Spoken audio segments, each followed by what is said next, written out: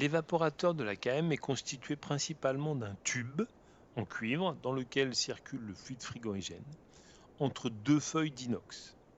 Ce refroidissement, cet échange de chaleur entre le cuivre, le fluide et l'inox va permettre la descente en température des surfaces d'acier inoxydable. Sur ces surfaces va donc être mise en ruissellement l'eau en circuit fermé. L'eau va donc descendre en température et au fur et à mesure de ce ruissellement en circuit fermé, il va y avoir donc la fixation d'une petite couche de glace au cœur de chaque petit alvéole, puis la constitution d'un glaçon complet, à savoir au plus épais environ 12 mm, 1 cm 2, et ce glaçon va donc être plat d'un côté et bombé de l'autre. Nous allons donc utiliser une KM270 au R452, un modèle assez récent, afin de regarder un petit peu les éléments qui la composent et les nécessités de nettoyage ou vérification électrique qu'on peut avoir. Donc sur le côté droit, vous avez donc les filtres d'aspiration d'air du condenseur, toujours à maintenir prêt bien sûr. Derrière ces filtres, vous avez donc le condenseur avec son ventilateur. L'air est aspiré par l'intérieur et soufflé à travers le condenseur, vers l'extérieur. Donc ce ventilateur va tourner, il est alimenté aussi par un petit condensateur qui est là-bas au fond. Au-dessus, vous avez le pressostat HP, pressostat automatique, puis la vanne gaz chaud qui va permettre un bon dégivrage, et là-bas au fond, la vanne de vidange générale. Dessous, le détendeur avec son capillaire et le compresseur. En façade, vous avez donc la boîte électrique avec ses deux interrupteurs. Circulate pour le fonctionnement général, Ice pour mettre en réfrigération. Vous avez les différents points de connexion, la sonde de température sur la tubulure aspiration, le contact de bac plein, le flotteur et la pompe à eau. Et donc en façade, vous avez la pompe à eau et le flotteur. Donc pour bien mettre le bac plein, on a déjà enlevé le déflecteur, dévissé, de façon à pouvoir accéder facilement au-dessous de la machine. On a saisi le câble du fil électrique par le petit bout, de façon à pouvoir rentrer dans la surface, intéressante. Là, on y met un maximum de... Alors d'une main, je vous garantis que c'est pas pratique, mais avec deux, ça va beaucoup mieux. Mais on met au maximum les choses. Et une fois qu'on est bien positionné, le câble dedans, et bien là, on vient verrouiller, comme tout à l'heure. Donc ça, c'est plutôt à la mise en route générale. On vient verrouiller ici et là, et on entend le clic. Donc voilà, verrouillé. Il ne peut plus sortir. Il est bien. Et on repasse au-dessus. On retrouve le câble qu'on a fait passer dedans pour pouvoir se connecter sur le... Il est juste à enfoncer. Voilà. Et mettre le caoutchouc pour bien le bloquer. Pour ce qui est de la connectique, le raccordement électrique se réalise comme un ordinateur, une fiche comme tous nos appareils. On enclenche, bien enclenché. La vanne à eau se connecte avec un 15-21 femelle. Et pour ce qui est de la vidange, pareil, un 20-27 femelle dans lequel on a mis un 20-27 mâle. Il faut surtout avoir, c'est un T comme celui-là. Donc l'eau arrive, l'air s'échappe, et la vidange peut se réaliser correctement. Un T est indispensable pour avoir un bon flux de vidange et éviter des débordements intérieurs. Électrique, vous pouvez voir donc deux interrupteurs, control switch et service switch. Le contrôle, c'est donc l'interrupteur général. Il va permettre d'arrêter, comme présent, mettre en réfrigération, ice, ou l'utiliser pour faire le nettoyage, tout ça en service.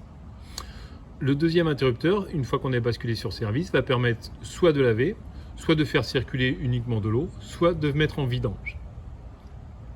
À l'intérieur de cette boîte électrique, nous avons donc le fusible général. Au fond, là-bas, la carte électronique, suivi du petit transformateur général, le relais de démarrage compresseur, les condensateurs pour le démarrage compresseur et le relais de puissance du compresseur avec un petit condensateur pour la pompe à eau. Sur cet appareil, lorsqu'on enclenche le mode ICE, et qu'on regarde la carte électronique, vous avez donc des LED électroniques qui s'allument, des LED lumineuses qui s'allument. Donc vous avez eu la présence tension à gauche et l'électrovanne d'arrivée d'eau à droite. La présence tension clignoterait si le contact de bac était activé. Ce que je vais réaliser maintenant, vous allez voir. Voilà, la LED contact de bac plein clignote, qui est aussi la LED présence tension. Je relâche, ça ne clignote plus. J'enclenche le contact de bac, clignotement. Et lorsque le contact de bac n'est pas activé, donc fixe, la LED remplissage fixe, le flotteur va donc monter. Lorsqu'il va indiquer le niveau d'eau minimal, on va enclencher le compresseur, une troisième LED. Voilà, la troisième LED s'est allumée là-bas au fond, donc le compresseur a démarré, la vanne gaz chaud s'est ouverte et on réchauffe l'évaporateur. En simultané, il y a le remplissage, on le voit bien, l'électrovanne est toujours alimentée, la lumière est là, et donc ça va durer jusqu'à atteindre 9 degrés sur la tubulaire aspiration. Dans cette boîte électrique, comme toutes les KM, nous avons toujours le bouton Output Test pour tester les éléments électriques un par un, puis le bouton Alarm Reset de façon à effacer, réinitialiser la carte électronique après un défaut rencontré, et différents petits deep switch des interrupteurs à position qui vont de 1 à 10 ou de 1 à 6 qui vont être importants pour éventuellement rallonger le dégivrage.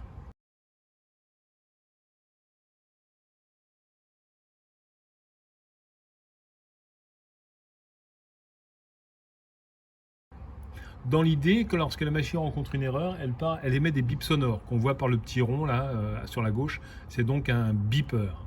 Ce beeper va émettre des bips un peu sous un langage morse. Donc un code, c'est codé. Une fois qu'on a compris le code, qu'on a noté les informations, bien on fait alarm reset pour effacer le défaut.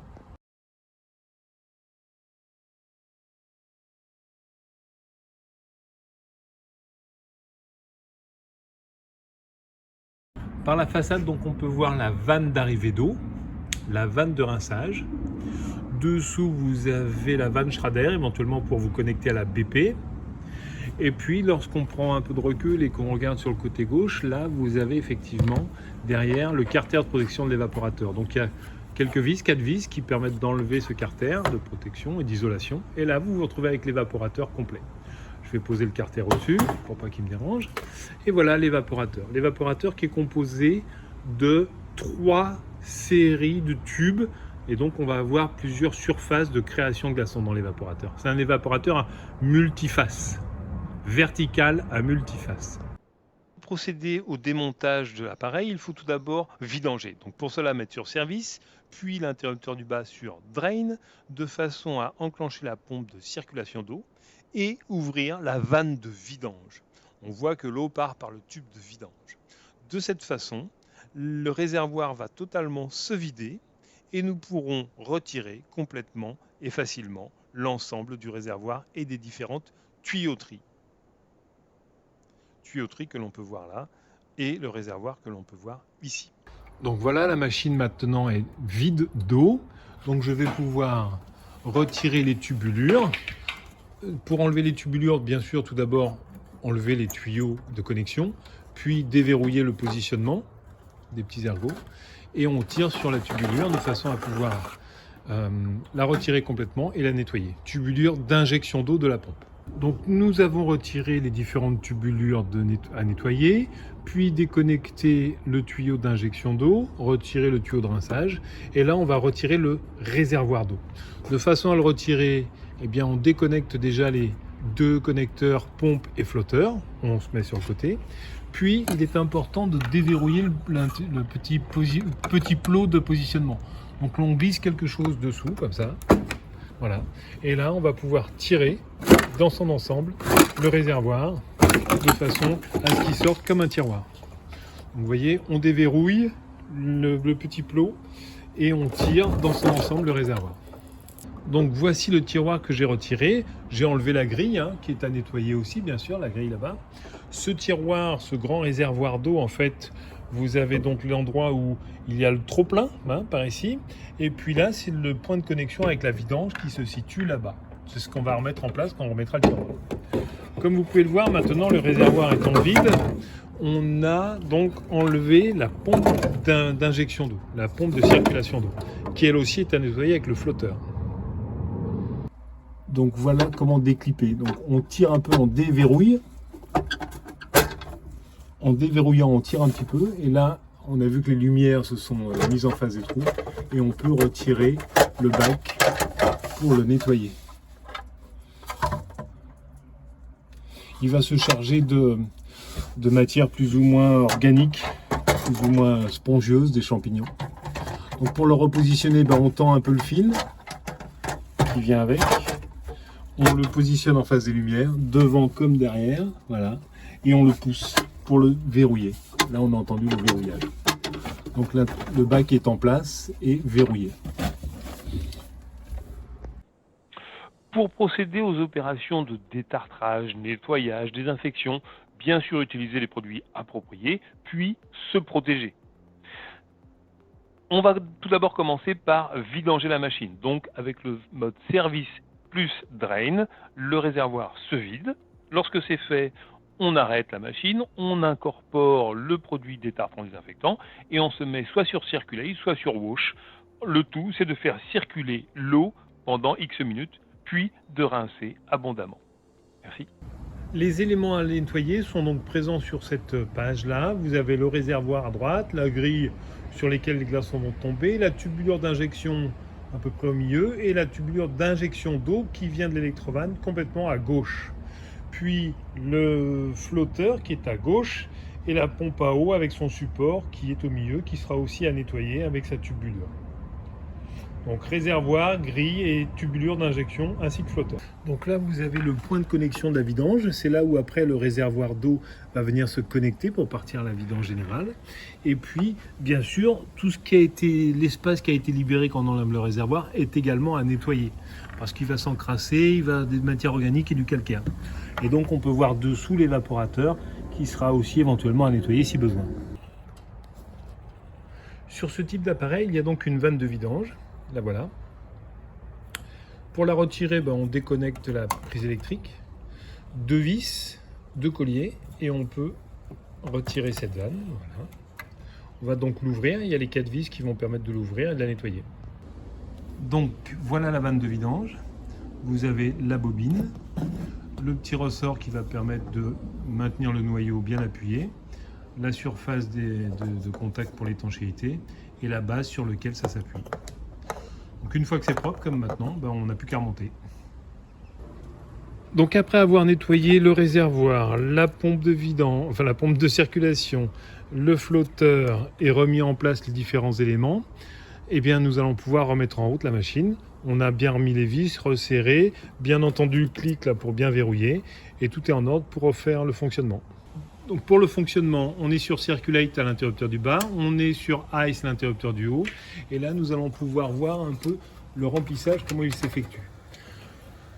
Pour rappel, ça réfléchit quelques secondes, et puis voilà, le remplissage c'est celui-ci, c'est cette pression-là qu'on doit avoir, ni plus ni moins, c'est-à-dire de l'eau qui arrive par chaque tubulure d'injection d'eau venant de l'électrovanne, qui va permettre d'avoir un bon apport d'eau au cœur de l'évaporateur.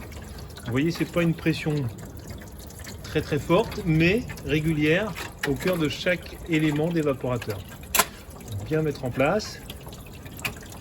Ce remplissage dure jusqu'à temps d'avoir une température de dégivrage correcte. Donc pour la petite tubulure d'injection d'eau qui vient de la pompe, on se rappelle, il y a 3 bouchons, 2 ou 3 bouchons d'ailleurs, on vérifie s'ils sont bien en place et après on coulisse, on vérifie là-bas si c'est bien positionné, on pousse, on a donc entendu un clac, ça a verrouillé le positionnement et là on peut raccorder le tuyau d'arrivée d'eau de la pompe. Lorsque l'appareil est donc parti en remplissage dégivrage, il y a un niveau d'eau qui va monter. Le flotteur signale le niveau d'eau minimal. Le compresseur démarre, ainsi que la vanne gaz chaud, ce qui va permettre de réchauffer l'évaporateur jusqu'à atteindre en tubulure d'aspiration, donc fin d'évaporateur, comme je le montre, une température de 9 degrés. Cela sera mesuré par la sonde de température, la seule sonde que possède la machine. Cette sonde indique 9 degrés, fin du dégivrage. On rajoute quelques instants, quelques secondes sur la carte électronique, puis lorsque cela est atteint, 9 degrés plus les instants supplémentaires, on va partir en fin de dégivrage, début de la réfrigération. Le début de la réfrigération, on le verra vraiment quand on aura le ventilateur qui va tourner. Et là, lorsque la réfrigération démarre, il y en a pour environ 30 minutes à faire chuter le niveau d'eau. Bien sûr, après le démontage et la remise en place de tous les éléments, il faut s'assurer qu'il n'y ait pas de perte d'eau régulière, pas de fuite d'eau autorisée. Donc on regarde à l'intérieur si on ne voit pas un débordement, une fuite d'eau. En résumé, sur les KM, le fonctionnement est assez simple. C'est avant tout la gestion d'un niveau d'eau. On ne mesure jamais la présence du glaçon, la hauteur du glaçon. On ne fait que contrôler un niveau d'eau grâce au flotteur.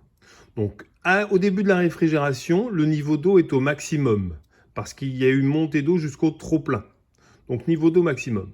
L'eau est mise en circulation en circuit fermé, il n'y a pas de complément, et donc, petit à petit, la réfrigération fixe l'eau sur l'évaporateur. Le niveau d'eau, donc, descend. Ça met environ 30 minutes en temps normal. Ce niveau d'eau descendant, lorsqu'on arrive au niveau minimum, eh bien là, on a le flotteur qui confirme qu'il n'y a presque plus d'eau au minimum, et donc on part en dégivrage.